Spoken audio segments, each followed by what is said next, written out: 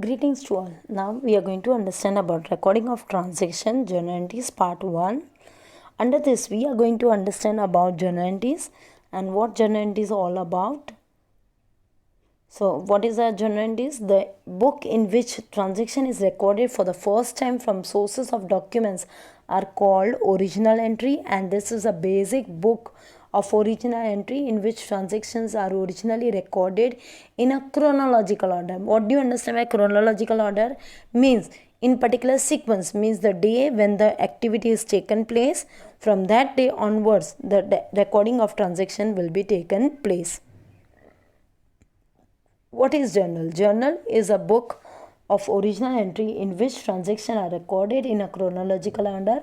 What is journal entries? In manual accounting or bookkeeping system, business transactions are first recorded in journal, hence the term as journal entries, and the journal entries appear in a journal in order to by date and are posted in appropriate accounts in the ledger. Journal is further subdivided into subjournal known as special purpose subsidiary books or book of original entry. It is a type of transaction is recorded in separate subsidiary books that we are going to learn in chapter 4, recording of transaction part 2. Journal, book of original entry, book of prime entry,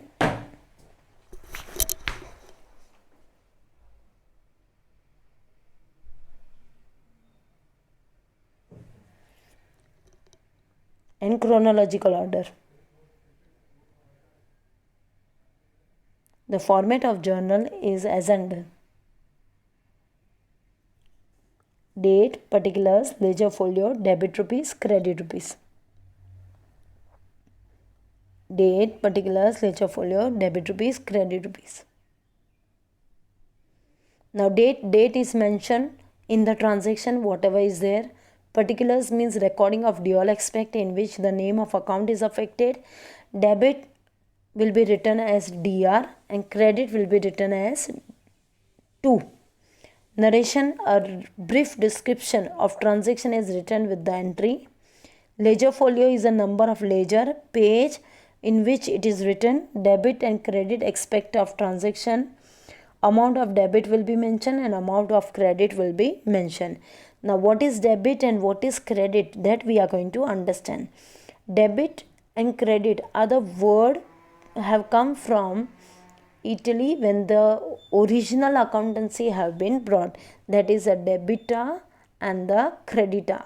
So from debita and credita, it means debita means the amount to be received and credita means the amount which is to be paid. So on that basis they had formed this, but as the time have passed it has changed with the two major approaches for the journalizing. First is traditional approach, another one is modern approach. Now traditional approach goes with the three major types of accounts, that is personal account, real account, real account and nominal account, while types of accounts goes as a modern approach as asset account, liabilities account, capital account and revenue and expenses account. So that we are going to now understand. So first we will be highlighting on traditional approach. Any individual or artificial legal person existence is provided, it is termed as personal account. For example, Radha's account, drawings account, capital account, your individual names account, your school's name account, they all comes in the category of personal account.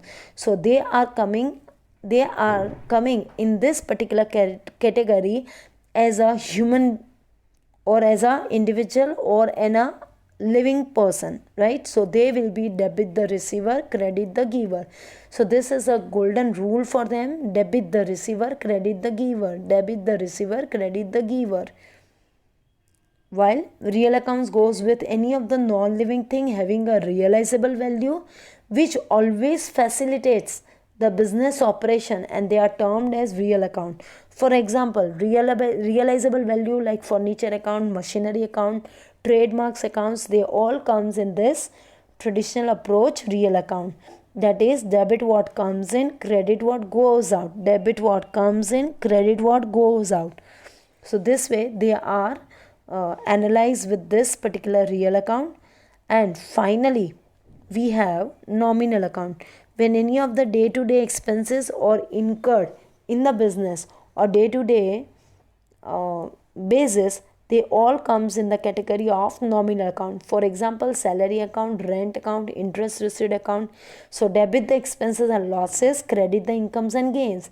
Debit the expenses and losses, credit the incomes and gains. So this way, in the traditional approach, we got three major types of rules, and they are termed as golden rules, which is switch on with this particular manner. First comes with personal account, debit the receiver, credit the giver. Debit the receiver, credit the giver. Debit the receiver, credit the giver. Real account switch on with debit what comes in, credit what goes out. Debit what comes in, credit what goes out. And finally, nominal account goes with debit the expenses and losses, credit the incomes and gains. Debit the expenses and losses, credit the incomes and gains. Final, it will go with this particular traditional approach. But we have modern approach also, and modern approach always justify A is equal to C plus L. So this A is equal to C plus L is our concept, what we have learned in accounting equation, and it has major 5 types of major accounts, that is assets account, liabilities account, capital account, revenue account and expenses account. Now they will always move on with the logic of whenever there is an increase in asset, it is to be debit. When there is an expenses, it is to be debit. When there is a capital, it is to be increase. When it is increase, we have to credit.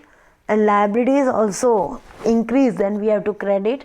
And incomes, we have to credit. Thus, the rules of debit and credit are as under. You will see over here this way that assets, expense, liabilities and income, whenever they are increase, we have to give this way effects of that. You can see over here. So finally journal entries are set up. Transaction entered in the journal. Now how to enter the transaction in the journal? Cash received from Raju ₹1000. So your entry, now cash comes in, right? Cash comes in. So cash account will be debit. And Raju is who? Raju is a person who is giving the money. So Raju will be credit, debit the receiver. And here credit the giver. Who is giver over here? Raju is giver.